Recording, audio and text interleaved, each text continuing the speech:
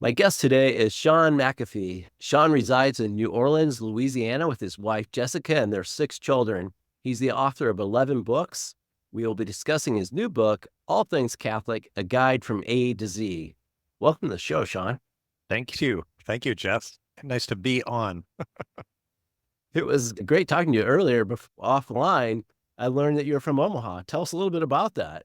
Yeah, I moved to Omaha in 2010 after graduating with my undergraduate degree from North Dakota and just kind of took a chance. I'd been through Omaha half a dozen times in my life, traveling Highway 80 and, I love the Midwest. So I was like newly married of 2 years and looking for a place to settle and got an offer from a federal agency with a small role around there called the Corps of Engineers. And they moved me down there. And I mean, this kind of gets right into the reason I'm writing books now is, within 6 months of being there, I decided to enter the Catholic Church. Such a strong archdiocese, such excellent Catholic culture in that area. And really regret I don't live there today. Could do without some of the heat down here. But yep, that's my So Omaha do I story. have another local Catholic friend. Yeah, amen. I reside in Omaha today. Shaun, you're the author of 10 books, and we'll get more into your Corps of Engineers, more maybe into your coming into the Catholic faith in a little bit. And you just wrote this new book. What inspired you to write this book, All Things Catholic? I put it to people this way, and I say this about books that I've written before too. What inspired you to write it? I try to write books that I would like to have, Mm-hmm. resources that help me. So I've been answering questions around social media, face to face, within work or within parish circles for about a dozen years now. And I find myself going back to the same resources, Denzinger, Ott, papal encyclicals, councils and whatnot. And I always also need, a quick, I call it a sanity check. It's good to know your theology. It's even better to double check your sources. So after doing that for years and then seeing, hey, other people really need kind of a one-stop kind of resource as well, I really wanted to embark upon, actually the first idea for this was like an encyclopedia of apologetics. Look at the heresies, look at how we dealt with those, kind of give people some practical tips. But then it turned into a book on evangelization. Let's just help people be better Catholics. I mean, that's really what apologetics is really about, is helping us grow in the faith and sanctify our lives. So this went from Montanism and Albigensianism to, abortion, end of life issues, yoga, and how does the church talk about these concepts? What is the modern voice of the church and the magisterium providing us? And then, of course, this isn't, I say it's a one-stop book, but really I want people to just get quickly into a topic and then go read something, quite a bit deeper than what I have. Like I said, a papal encyclical, maybe a document of Vatican II or something else that's going to help them develop their understanding and appreciation of what the church teaches. This would have been a great book for me to have when I was teaching apologetics courses. Yeah. I could have given him this book and we could have gone through it as homework. I'm Who hoping it else, reaches the hands of many. who else is this book for? Definitely for converts. I'd say first and foremost, this is not a book that's just for neophytes trying to question the faith and kind of knock on the doors of the church. This is definitely a book that anybody with a reversion experience or is very seriously, earnestly seeking the truths and investigating what the Catholic Church has to teach. This is for them. It unpacks more than 260 topics and it says it all and then provides, Catholic tips, kind of like pro tips on just about every section, talking about how to handle a certain issue, how to incorporate something into your daily life, or just, kind of gee whiz, what does the church actually say about this? And what are some of the nuances? Those are important. They're packed and dotted throughout the book as well. I love the Catholic tips. They're really good and very useful. As I was looking through the book, I was wondering, okay, did Shaun decide he was going to put these Catholic tips in here originally, or is it something that you added as you went? I definitely it was my idea from the very beginning just to have a quick sidebar, something in the fringes of the pages that, somebody could go just a little bit further with, especially that practical help that we all need. But I mean, it wasn't all on my own here. First of all, I'm not an expert on the Catholic life. I'm a sinner too, and I am trying my hardest to get to heaven and just to do what the church is asking me to do and to continue to investigate that for the rest of my life. So I did have some help from the publisher. Of course, I was just happy that they bought into that idea. I didn't want it to be like a gimmick. I really wanted it to be something really fruitful and useful and agreeable and persuasive for the reader. And I think it came out just right. So I was reading through it in the back of the book, a little bit about your experience, about a bit, a little bit in the introduction too. Tell us about your experience writing this book. It sounded quite unique. Man, this book was a pain. I tell you what, I've had easier experiences. I started this, so I lived for 4 years in Italy until 2021, and I got a lot knocked out while I was there with my career and then with writing. It was a very productive time, and gratefully, we moved there with younger kids, left with probably some older ones, and my wife gave me a lot of time to kind of go in the hidden ways of Italy or the hidden ways of Austria or the surrounding countries, and she would allow me to go and stay at monasteries or go and have a pilgrimage to Rome or something all on my own. And that was a special experience, but I would use it as a time to do some research on writing. So around that time, I said at the beginning of the podcast, what inspired this book? It was answering all those questions. Well, I got the time to do that and really research and dig in and some very inspirational places within Italy. I mean, if it's not the Holy Land, it's the second Holy Land, right? So that was a huge benefit of getting the inspiration to keep chugging along with these topics. The writing process was terribly difficult because not to say, I've never been a kind of a stream of consciousness writer, got other books besides this. This was number 11. I've tried to be a bit more structured, but this book really pushed me to condense my words. You take some of these topics and you really, to do them justice, need about 3,000 words on most of them. But I was given the scope to give this entire book about 90,000 words. So 260 topics, you could do the math. Some of them are, about 250 words. Others are about 800 or 1,000 words. And getting the right content in here and to make every section kind of flow the same way and be organized right and to put a definition that wasn't from some other author on each of these, but was and also not confusing and not contradicting the church's teaching was really challenging. I mean, some of these are some really thick concepts that you don't want to step too hard on, annulments and things like that, where everywhere you go can be just a little bit different. That was really difficult. And so the entire book, I could write a book like this in, less than a year. This one took 3 years to write and edit and get out the door as good as it came out. So, it was well worth it. This is way better than I thought it'd be. You're probably holding the book too. Hardcover, pictures on most pages, Mhm. right? It's great, great construction work. Couldn't be happier. It was worth the moments, and I hope it's useful for people. It's almost like a coffee table book, Yeah, yeah, but I want those books to be open. but meant to be open, but meant Yeah, to be opened and read. yes. No, that's great. Shaun, I know that you weren't a cradle Catholic. You weren't born a Catholic. Tell us a little bit about your transformation into the Catholic Church.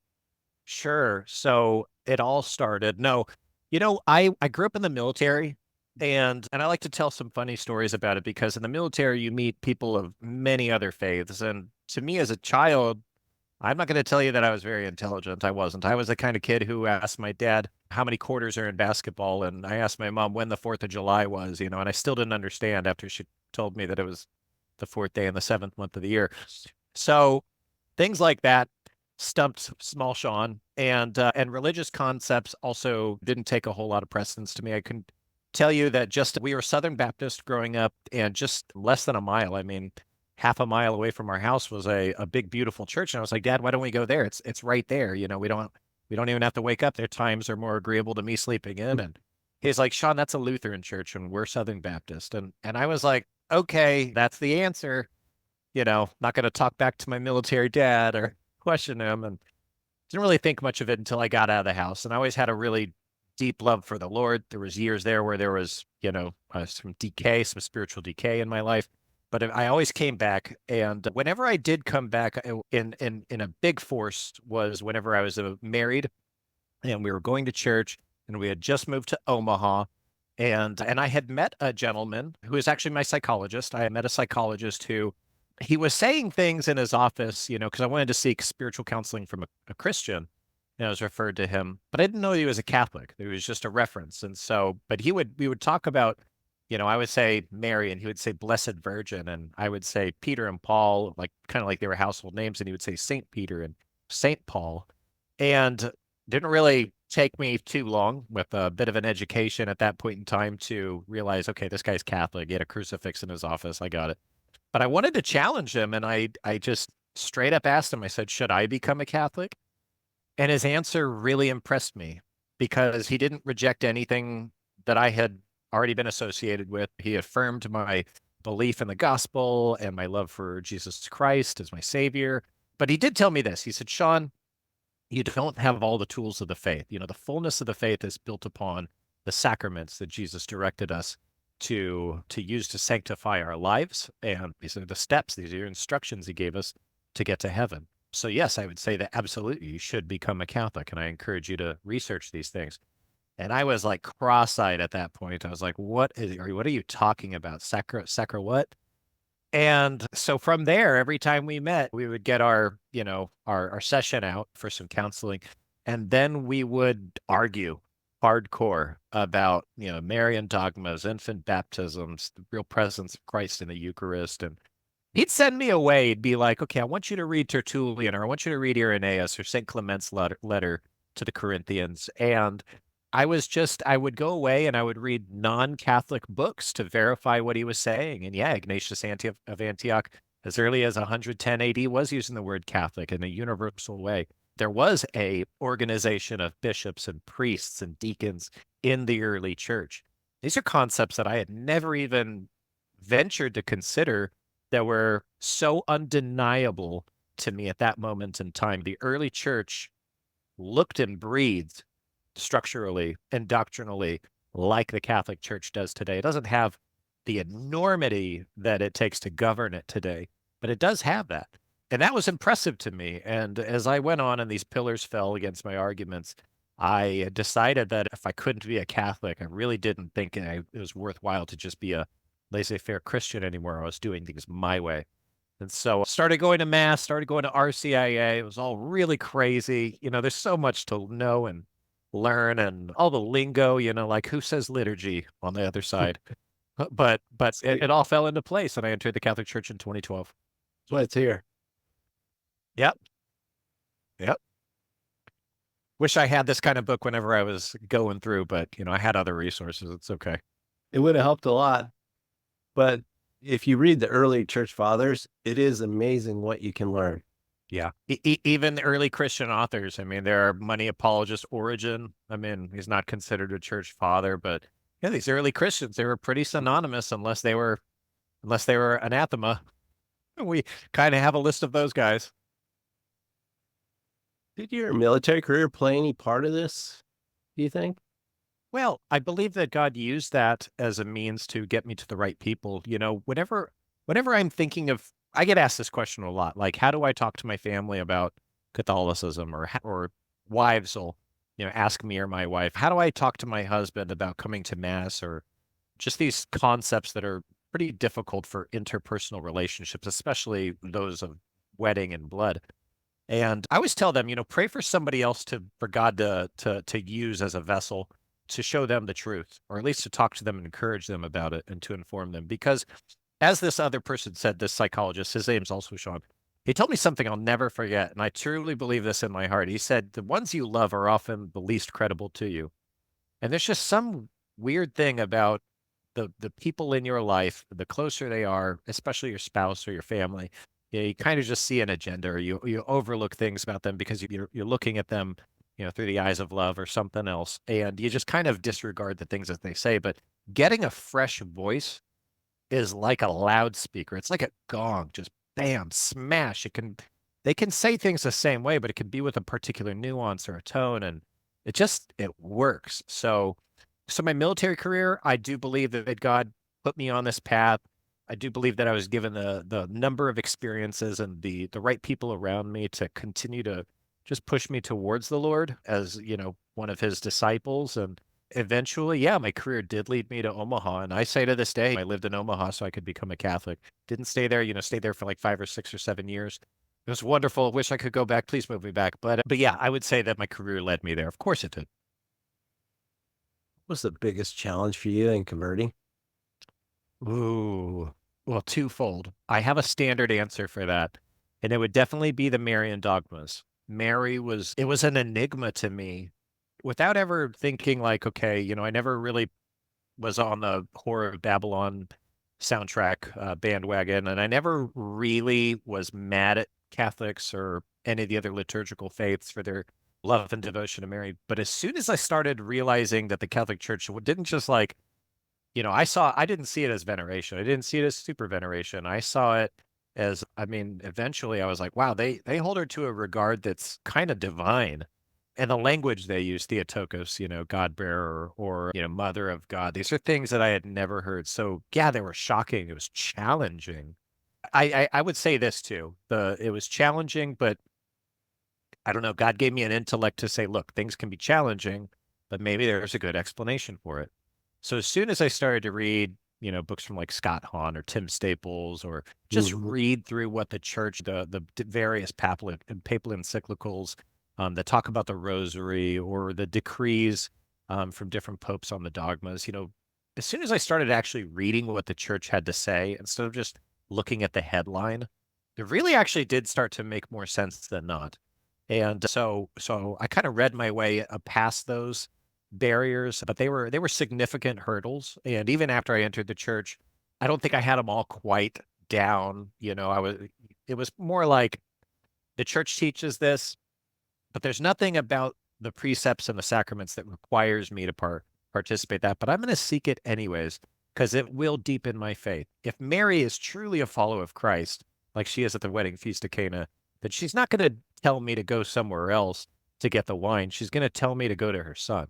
So all of that is to say that Mary was an enormous impediment, but now I pray the rosary every week, and she's my mother, and I'm happy. I'm in the bandwagon. And you said there was another fold because it was twofold? Oh, you know, this might not have been an impediment to my conversion, but it was definitely difficult. And that's having a spouse that's not crossing at the same angle. Mhm. So we were pregnant in 2011 whenever I started kind of going through all these heartfelt changes for my religion. And it was our first child. And, I start to come home from, seeing my buddy Shaun and, learning all these things about the church, what the church teaches. And one, I was kind of frustrated because he was right and I was clearly wrong. And I don't want to be wrong with the ways of religion. So there was a bit of frustration. And then there was a lot of, I kept using this word over and over and over, is persuasion. And I wanted to get back in the car and be like, Jessica, you got to hear about what Shaun just told me about, well, infant baptism or end of life issues or something. We got to get off contraception or something like that. She wasn't against any of that. Mhm.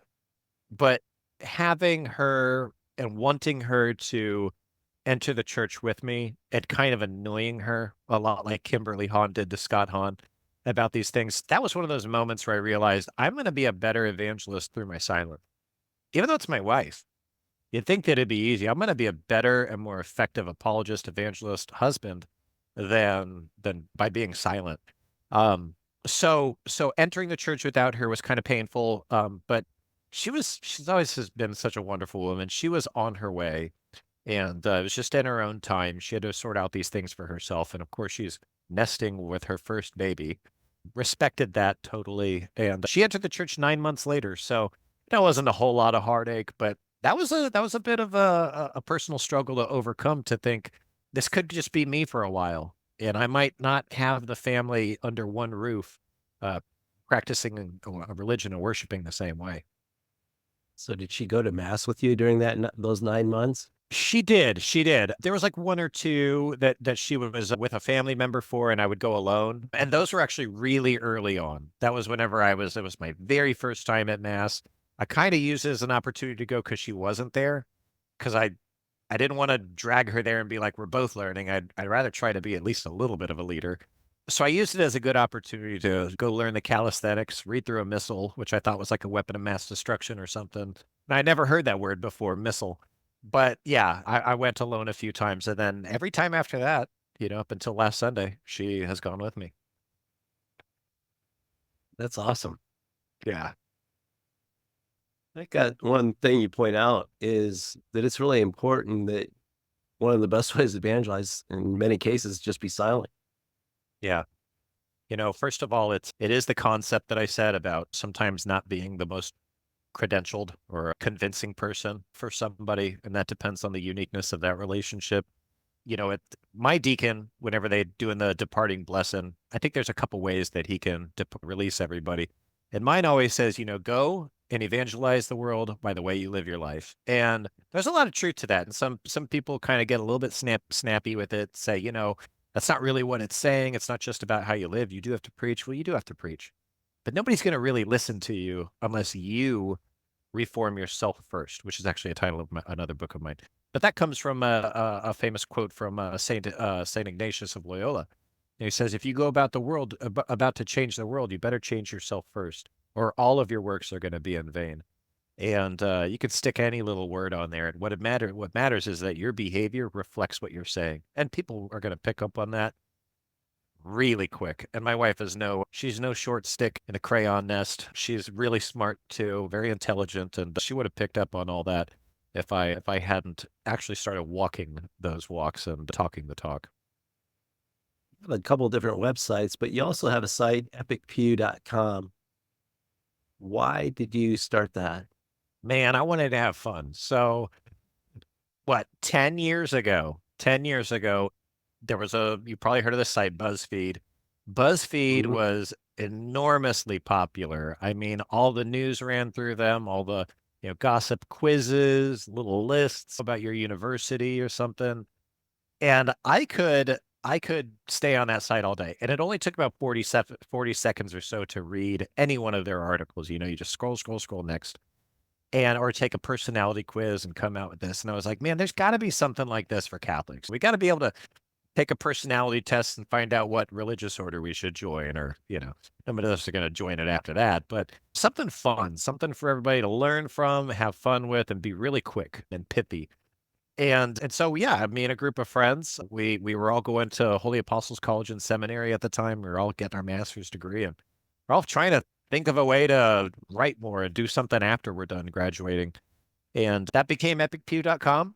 And we've had dozens of writers since then. Some of them have stuck around, others have gone on to be their own authors, and others have gone on to do other websites or, other university work. It's cool. It's a diverse cast of people who are, it's kind of a revolving door. Some people are seasonal, but it's been really fun, and it was a worthwhile adventure. It's been great just to train people, and get them their start, and Mhm. then just give people some pointers, let them move on, and just kind of build a cohesive group of friends who want to take care of this generation of Catholics. Awesome. Yeah. What else would you like to share with the regular Catholic guy audience, Shaun? Oh man. Yeah, I mean, how much more time we got? No, I'm kidding. Something the Lord's put on my heart lately is, I mean, humility is the king of virtues, right? You can't have, what do they say? The good homily says, the three most important virtues are humility, humility, and humility.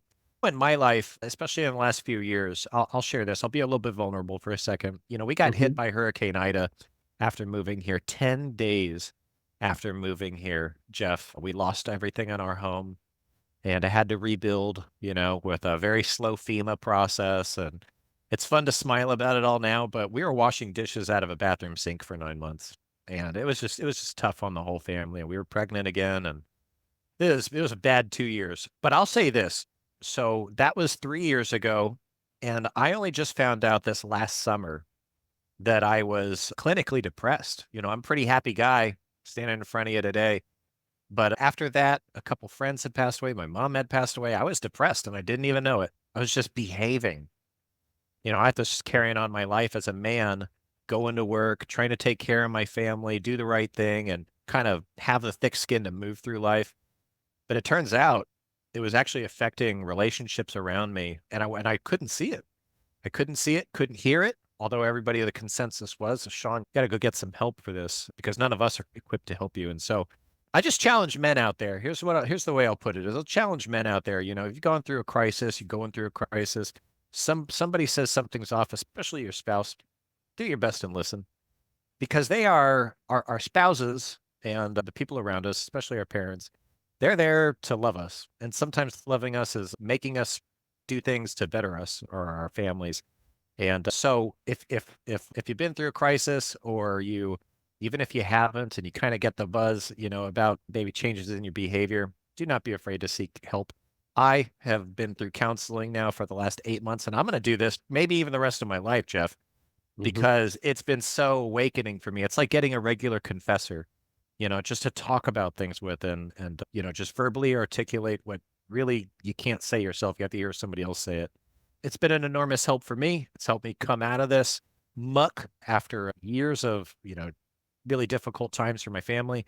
And I don't want to see that happen to anybody else, because it can help you have families fall apart. It can lead to major eruptions within marriage. And of course that's damaging to the children, which is, the sole purpose of our marriage is to, educate and bring up Catholics. So I challenge any man out there to think deeply about what's going on in their lives from here on out, and to take action, decisive action, to eliminate those barriers and to have a better household, and to keep with the sacraments for your whole family. Amen. Amen. Shaun, what's the best way to get the book? The best way to get the book, I would go to your local Catholic bookstore. I always point people in those directions. For you, it's Gloria Deo, I think. You are correct. Yep, Gloria Deo. So Tim Brox, he'll sell you the book. He carries all my books. Go to your local Catholic bookstore. These are run by families or small businesses, backbone of our economy, and they need your help too. So do that. It helps your town. It helps your parishes. Second place you can go is, of course, SophiaInstitute.com. Sells the book. You probably get a discount there with any of the codes that are always going on. And of course, Amazon, Barnes and Noble, anywhere books are sold. All right. Awesome. Thank Thank you, you. Shaun. You're welcome. God bless.